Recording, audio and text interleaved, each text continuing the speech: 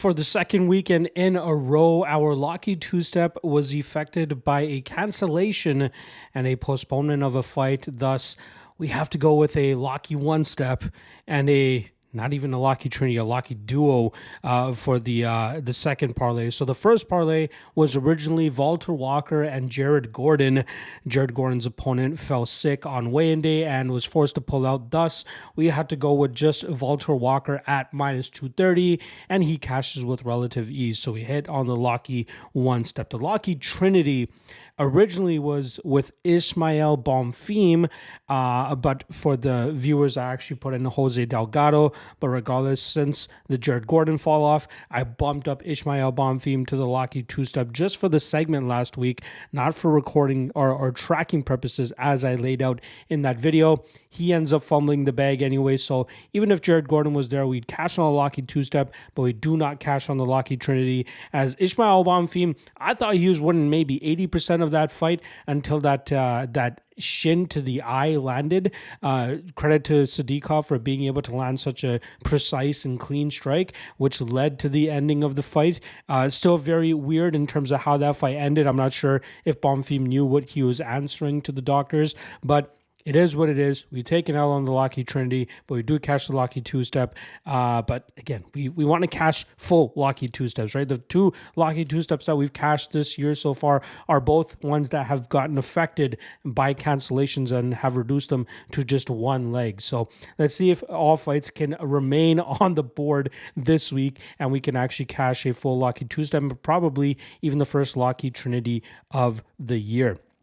Reminder that there's KSW probably going on as you're watching this video on Friday afternoon, and as well as LFA 202, which goes down Friday evening. I dropped a full card breakdown for LFA 202 on the YouTube page, so make sure you guys check that out if it's still time. But if you want written breakdowns and tracked plays for KSW, LFA, and OKTAGON, which goes down Saturday afternoon, you can check out the MMA LOT and Patreon page, and that's where they're also able to get the Locky Trinity and Locky two-step way before the public, which usually drops on Friday. I drop it earlier in the week, and more often than not, it is a better line than when the public gets it on Fridays. But this week, there was some reverse action on some of these legs here, so getting a slightly better line this time. So it is a bit of an exception this week that you guys on Friday are getting a slightly better Locky two-step and Locky Trinity. But a ton of other great content on the MMA, LOT, and Patreon page. Check the link in the description below for that. All right. Let's get right into this bad boy. First step up in the Locky two-step is going to be Javid Basharat as he goes up against Ricky Simon in a matchup where he's looking to bounce back after his first professional defeat at the hands of Ayman Zahabi. We saw Basharat have a good first round but fall off in the second two rounds, and we have to credit Zahabi's technical striking approach for finding the pieces to solve the puzzle that was Javid Basharat. But stylistically speaking, I think this is a great matchup for Basharat to shut down the wrestling of Ricky Simon and shut down the power striking approach of Simon, and that will allow Basharat to showcase his classic striking style, chipping away at the lead leg of Simon, landing his 1-2s down the pipe, and really making it a long, frustrating night for Ricky Simon here. So I do like Basharat as a chalky spot. There was some reverse action. I locked him in at minus 250, and right now he's sitting around that minus 220 line. So some people trying to get some value off that Ricky Simon line, but I think it's going to be all for naught, and Basharat will cash for us regardless. The second step in the Locky two-step is going to be in the co-main event with Anthony Hernandez looking to go 2-0 against Brendan Allen. Now, Hernandez is absolutely streaking now after a rough start to his UFC career, and I think he's really starting to show his full potential now. This guy is really good in terms of grinding his opponents out, scrambling, and just putting a pace that not many fighters can keep up with. We saw it on full display back in October where he put Michel Pereira through the ringer and got multiple 10-8s before he ultimately finished him in the fifth round of that matchup. Now, this is a rematch of a fight that took place for the LFA middleweight title back in 2018, and that night Hernandez was able to out-scramble and out-grapple Brendan Allen, and now he only has 3 rounds to deal with this time, but I think he'll be successful with it, either leading to a third-round stoppage or a pretty clear unanimous decision victory.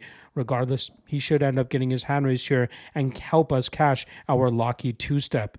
Now, I locked him in at minus 280. He's sitting around minus 320 now. So when I locked in this Locky two-step earlier this week, I got it in at minus 111, but considering the amount of action against Basharat this week, or over the last 24 hours, he's now sitting around minus 107, or that parlay is sitting around minus 107. So about 4 points better than what I was able to lock in earlier this week.